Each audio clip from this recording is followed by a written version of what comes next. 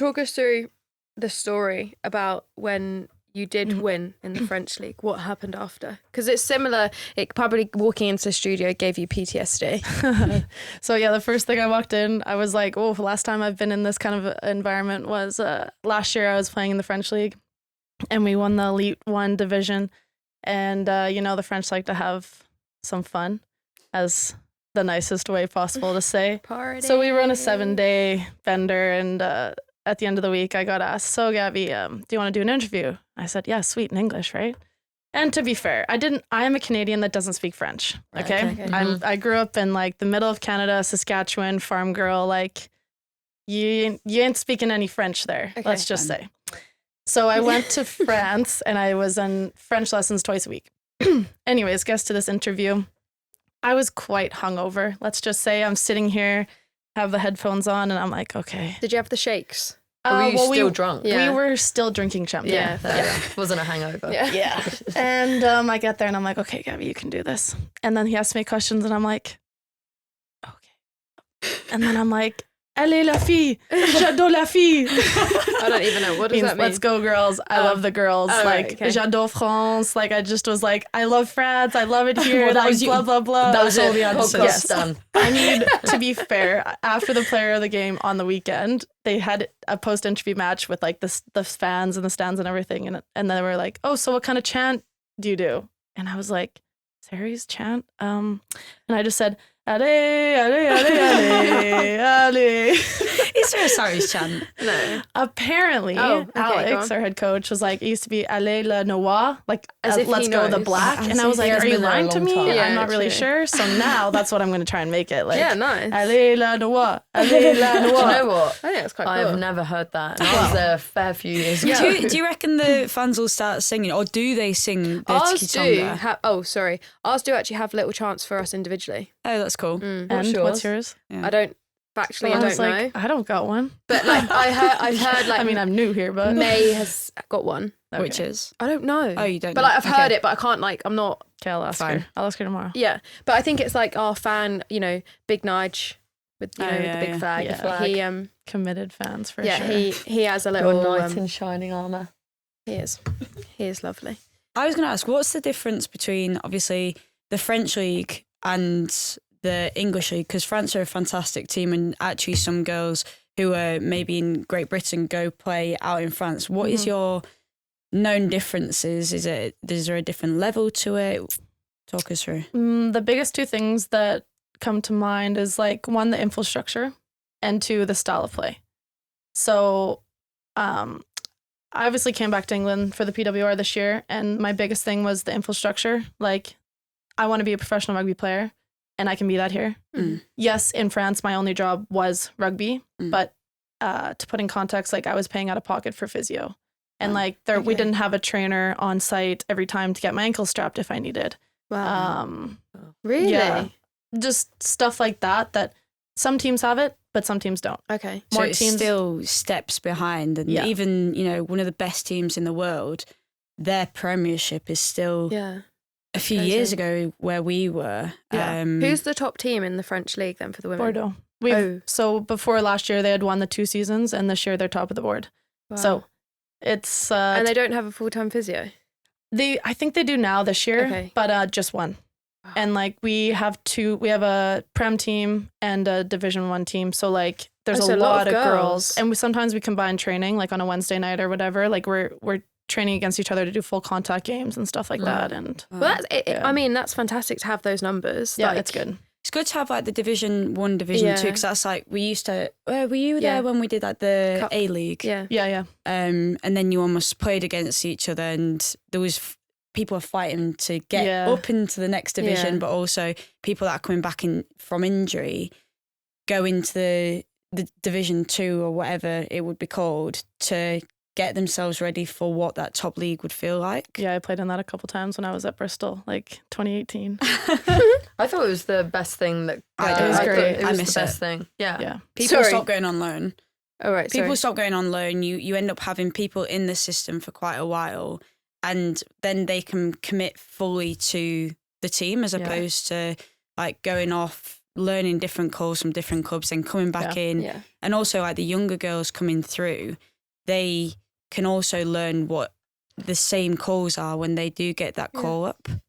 Like going from what you're saying there with the very much like amateur spin on things still, it was allowing like girls to come in, train with the best players in the world, learn systems, stuff that you would never know about the depth of what I guess top teams now are going through.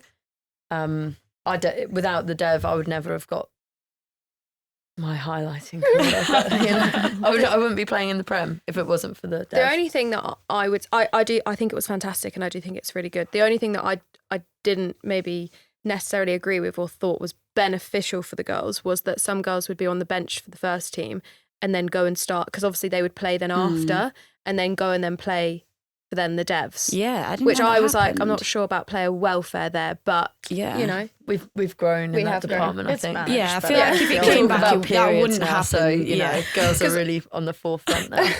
I just remember being at SSP, we playing on that top pitch, which was just again just Mad. mad. Yeah. That was mad. Windy. The wind, the Tunnel. wind. Yeah, wind. Holy moly! Yeah. Now, have you ever played on SSP Yeah, pitch? yeah, yeah. Have you? Don't Gives me think so. PTSD. Oh, you don't want You to. don't want it. It's just windy and Not there's- much of an atmosphere even. No, it's the Unless the people stands are up that at they the bring out. cafe, Yeah. just What's going on over there? Just come down here Yeah. and just shout a bit. people think that it's a Bucks game Yeah. going on.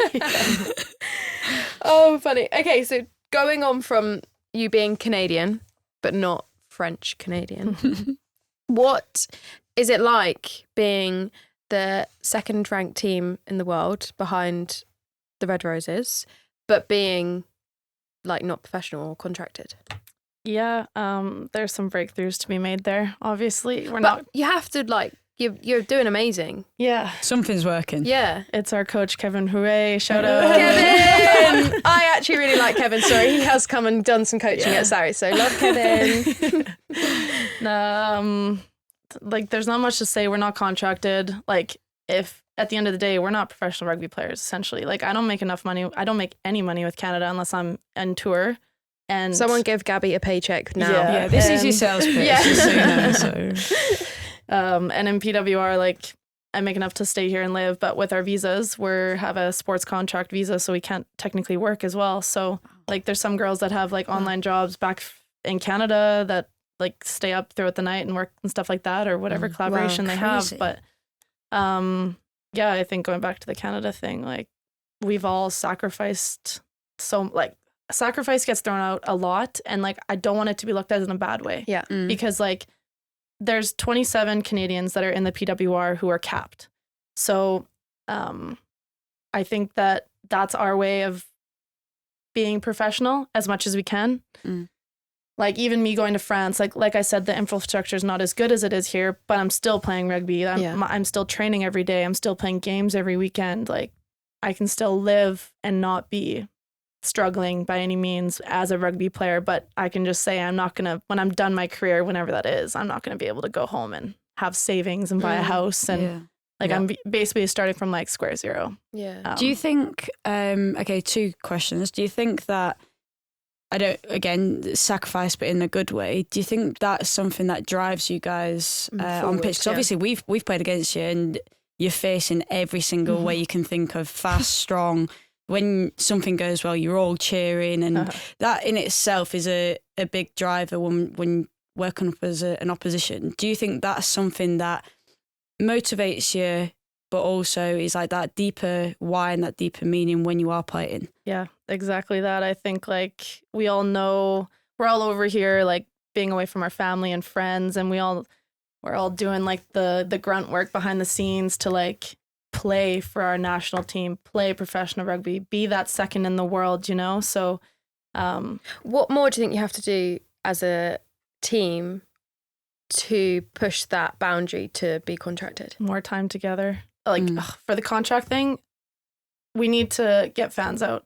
You guys were at WXV. We didn't fill the stands. Yeah. But What's your like, opinion on that why? Because obviously we've kind of spoken about what we think the Go why on. is. Because you're a fantastic Break the egg, team. go on. You're a fantastic team, and the way that you play rugby is very exciting to watch. And obviously, like you're saying, in WXV, there wasn't the big crowds. Is it because it's not the number one sport? Is it because it's a big country and you're asking, fans to travel on a plane Exactly to get that. somewhere. Didn't get the promotion Exactly that. maybe that it needed. Yeah. All of the above, Canada's massive. Rugby isn't big. Like, just to put in perspective, there's soccer league and there's a PWHL, which is the Ice Hockey Women's League. So they've both started. Well, the soccer one started this year. Hockey one started 2 years ago. Yeah. So women's sport is also growing. Rugby, as our men's and women's, we both aren't contracted. We both have not a lot of money within our union. Thank you. Yeah. And promotion, all of the above. Like, I think our biggest avenue we're trying to hit is filling those stands. Yeah. But we couldn't do it at WXV this time. Do you think World Rugby helped get more people there for the sevens? Because obviously that's just happened, the Vancouver sevens leg. There seemed to be more, like, from the stream, like from viewing it at here. But do you think that was pushed more, promoted more? Do you think more money was pumped into the tournament? Yeah, it's definitely more money. It's also not the first year it's happened. Yeah. Sevens is a little bit easier game to follow. Yeah. A little bit more like world renowned as sevens, especially now it's in the Olympics. Yeah. You guys did yeah. extremely well in the Olympics, Yeah, getting that a was silver medal. awesome. Yeah, great like advertising for just rugby, women's rugby in general in Canada, like not just sevens, but also 15s. Yeah. Like it definitely gave us some growth in that. So can only like see the up from here, and hopefully 15s will keep growing in Canada. And do you think, final question on it, do you think the World Cup could change it for you guys, depending on obviously how you do, which we can expect is very well, obviously not too well. Yeah, I was going to say, if they win, they'll get contracts and we'll be But sat yeah, here like, do you think If we that get contracts. is there so. almost like that pressure on the World Cup, because that could be a changing point for you guys? the momentum.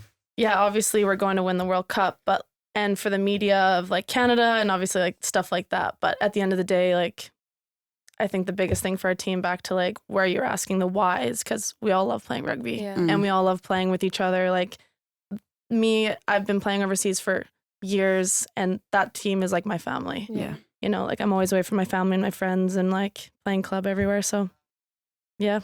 Other than Rugby Rodeo, of course, what podcast do you guys listen to? And we've got a sneak peek into Gabby. So you go first. Okay, well. Yeah, listen up, guys. Come on. Listen here. I'm starting a podcast. Obviously, I've been traveling since 2018, and it's called the Rugby Nomad. It's not going to be in a nice studio like this because obviously I travel every 2 months or whatever. I can never be in the same spot long enough. So it's going to be on the road, just catching up with old teammates, current coaches, SNC, whatever, just chit-chatting about my experiences. I think it's a good time in my career where I feel like people, I don't know, maybe I have a little bit more to my name, you can say, which isn't like needed to be the biggest reason why I started one, but just want to share my experiences and talk about rugby around the world because I've played league, 7s, 15s in 4 different countries now. So yeah, no, I think it's really cool.